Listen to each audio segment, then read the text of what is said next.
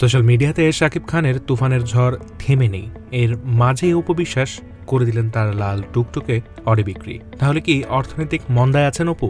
এইদিকে আবার মেহজাবিন ব্রাজিল না আর্জেন্টিনা, এই নিয়ে ভক্তদের মনে নানা প্রশ্ন আর অভিমান। আর সবকিছুর মাঝে কিং খান শাহরুখ খান অভিমান করে ছেড়ে দিলেন গোসল করা। কিন্তু কেন?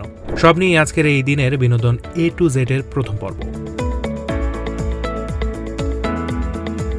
শাকিব খানের অভিনীত তুফান সিনেমা দেশ বিদেশে সাফল্য পাচ্ছে, যা বাংলা সিনেমার ইন্ডাস্ট্রির জন্য নতুন আশার সঞ্চার করেছে। শাকিবের এই সাফল্য পুরো ইন্ডাস্ট্রির কৃতিত্ব বলে উল্লেখ করে। রিবাক হার্লেন পরিবারের সবাইকে নিয়ে শাকিব খানের সাথে স্টার সিনেপ্লেক্সে তুফান দেখেন সবাই। শাকিব জানান, বিদেশে তুফান নিয়ে আগ্রহ বাড়ছে এবং আগাম টিকিট সোল্ড আউট হয়েছে, যা তাকে অনুপ্রাণিত করছে। এবং সেই সাথে তিনি এটিও বলেন, সামনের ছবিগুলোতেও তুফান থেকে কোনো অংশে কম হবে না।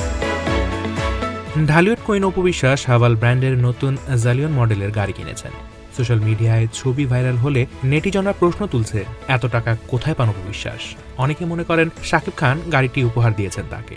অপু জানান, তার পুরনো অডি বিক্রি করেই নতুন গাড়ি কিনেছেন এবং শাকিবের সঙ্গে এই বিষয়ে কোনো সম্পর্ক নেই। অপু বিশ্বাসের সর্বশেষ মুক্তিপ্রাপ্ত সিনেমা হচ্ছে লাল শাড়ি। এইদিকে মেটলাইফ স্টেডিয়ামে আর্জেন্টিনার ম্যাচ উপভোগ করছেন ছোট পর্দার জনপ্রিয় অভিনেত্রী মেহজাবিন চৌধুরী। এই ম্যাচ দেখার ছবি সোশ্যাল মিডিয়ায় ভাইরাল হওয়ার পর তার ব্রাজিলের জার্সি পরিহিত একটি পুরনো ছবি নিয়ে তুমুল আলোচনা শুরু হয়। মেহজাবিন একটি গণমাধ্যমে দেওয়া সাক্ষাৎকারে জানান, 2022 সালের বিশ্বকাপের এক ব্রাজিল ভক্ত তার একটি ফটোশুটের ছবিতে ব্রাজিলের জার্সি এডিট করে দিয়েছিলেন। মেহজাবিন সেই এডিট ছবিটি মজার ছলে ফেসবুকে পোস্ট করেছিলেন এবং সেটি আবার ফেসবুকে ভাইরাল হয়েছে। তিনি স্পষ্ট করেন যে এই ছবিটি এডিট এবং তিনি আর্জেন্টিনার সমর্থক। গত বিশ্বকাপেও প্রিয় দলকেই সমর্থন করেছেন তিনি।